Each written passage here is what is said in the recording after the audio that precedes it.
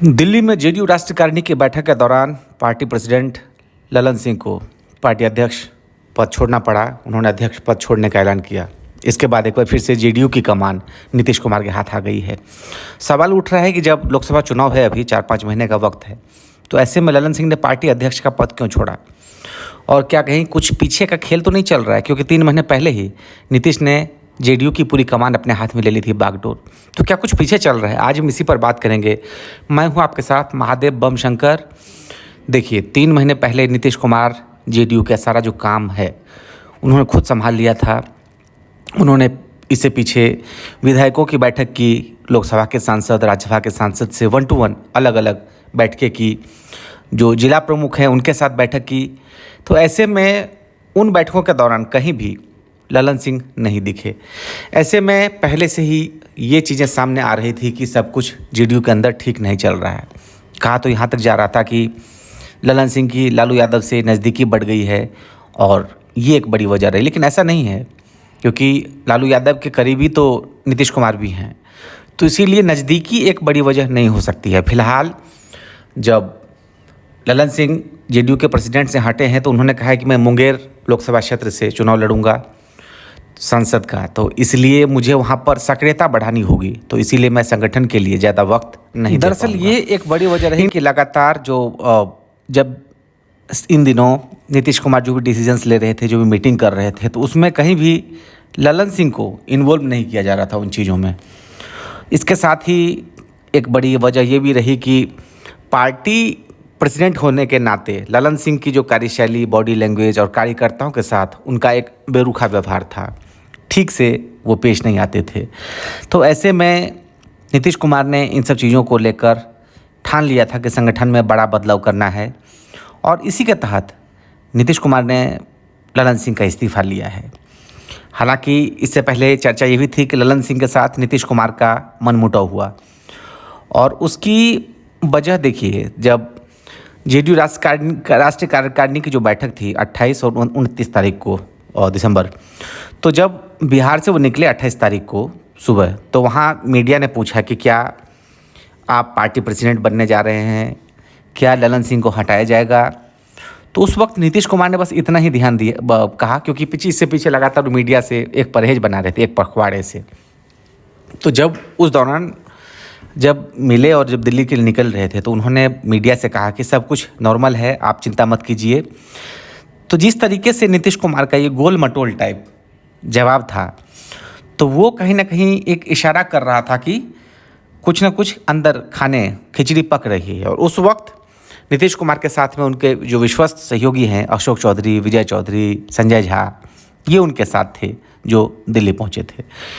दूसरी बड़ी बात जो ये दिखी कि राष्ट्रीय कार्यकारिणी की बैठक से पहले दिल्ली में जो जेडीयू ऑफिस के बाहर जब पोस्टर लगा था, तो उस पोस्टर में सिर्फ नीतीश कुमार का तस्वीर लगी हुई थी, ललन सिंह की तस्वीर नहीं थी। तो एक ये भी इससे संकेत मिला कि ललन सिंह को हटाने का मन पार्टी ने बना लिया और सिर्फ औपचारिक घोषणा ही रह गई है। तो देखिए, सच्चाई तो यह है कि नीतीश कुमार के हाथ में एक बार फिर से जेडीयू की पार्टी बागडोर की कमान आ गई है। वो पार्टी अध्यक्ष पहले भी नीतीश कुमार रह चुके हैं, लेकिन अब गौर करने वाली बात यह है कि 3 महीना पहले ही नीतीश कुमार पार्टी का संगठन का सारा काम खुद संभाल रहे थे।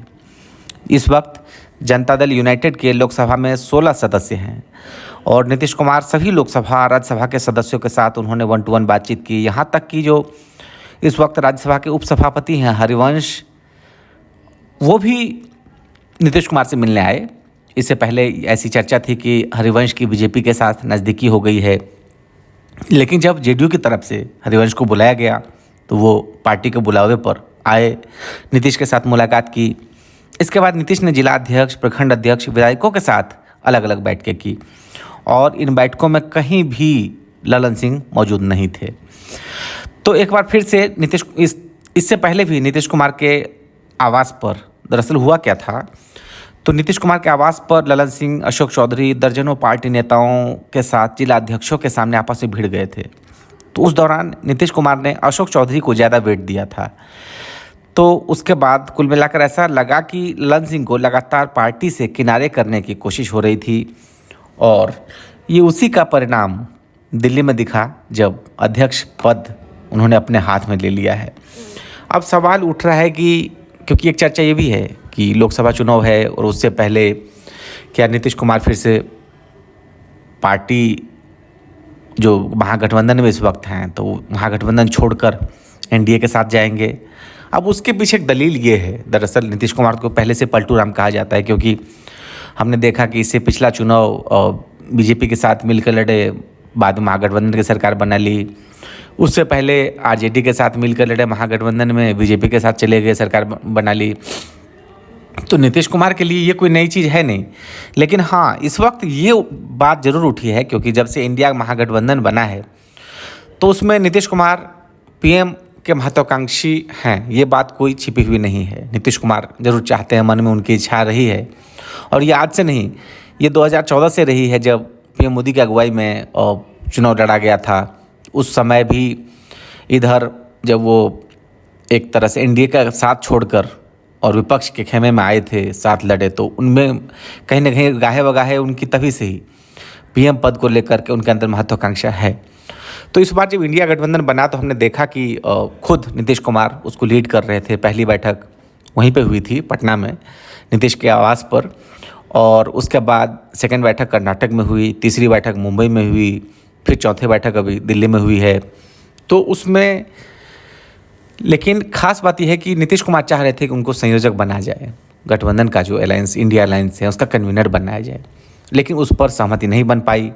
अब सहमति नहीं बन पाने के भी कई सारे रीजन हैं। उसमें नीतीश कुमार ने तो खुद ही बयान दिया, लालू यादव ने खुद बयान दे दिया था कि एक कन्वीनर की क्या ज़रूरत है, 5-6 कन्वीनर बन जाए। तो ऐसे में जब 5-6 कन्वीनर बन जाएगा तो नीतीश कुमार की क्या कुछ अहमियत रह जाएगी उसमें।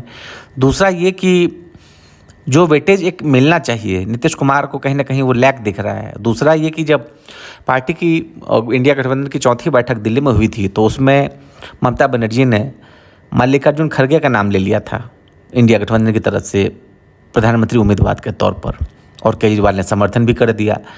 तो इसके बाद नीतीश कुमार इससे भी नाराज चल रहे थे।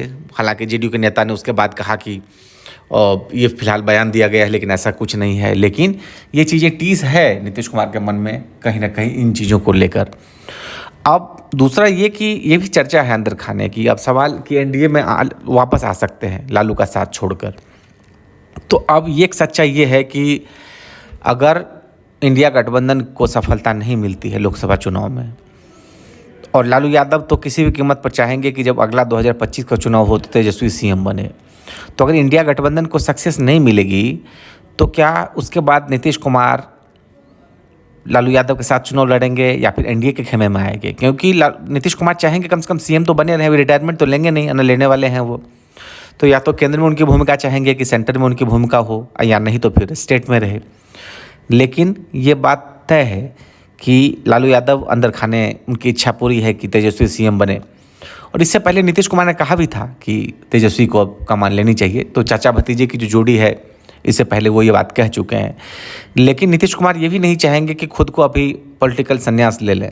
तो इसीलिए ऐसे में अगर इंडिया गठबंधन को सक्सेस नहीं मिलेगी 2024 चुनाव में, क्योंकि सामने मोदी का एक बड़ा चेहरा है, ब्रांड एम्बेसडर हैं, तो इन सब के बीच अगर सक्सेस नहीं मिलती है तो ऐसी स्थिति में क्या होगा? तो इस वक्त ये कई सारे सवाल उठ रहे हैं। दूसरा तो ये भी कहा जा रहा था पीछे जो अंदर खाने खबर आई कि और ललन सिंह की लालू यादव के साथ नज़दीकी बढ़ गई है। ललन सिंह चाहते हैं कि दिल्ली भेजा जाए नीतीश कुमार को, और जब बिहार में सरकार बने तो वहाँ पर तेजस्वी सीएम बने, और खुद ललन सिंह चाह रहे हैं कि वो डिप्टी सीएम बने। तो इस तरह की जो खबरें हैं वो छन छन कर आई, और कहीं ना कहीं इसको भी एक आधार माना गया है। नीतीश कुमार ने जो उनको हटाया है पार्टी प्रेसिडेंट से, तो एक कयास ये भी थे कि कहीं ऐसी भी तो नहीं चर्चा है कि ये महत्वाकांक्षी मन में दबाए हुए हैं। तो दूसरा, अब क्योंकि नीतीश कुमार राजनीति के माहिर खिलाड़ी माने जा रहे हैं, पिछले 18 साल से बिहार में अगर कुछ महीने छोड़ दें जो जिसमें जीतन राम मांझी को उन्होंने सीएम बनाया था, बाद में Jitan Ram Manjhi vote of trust जो है वो साबित नहीं कर पाए थे सदन में, तो कुछ महीनों को छोड़ दें तो जीतन राम मांझी के कार्यकाल को, तो 18 साल तक लगभग बिहार में मुख्यमंत्री की कुर्सी पर नीतीश कुमार काबिज हैं। तो ये एक बड़ी बात है कि बिहार की राजनीति में इतनी सक्रियता, सीएम बने रहना वहाँ पर।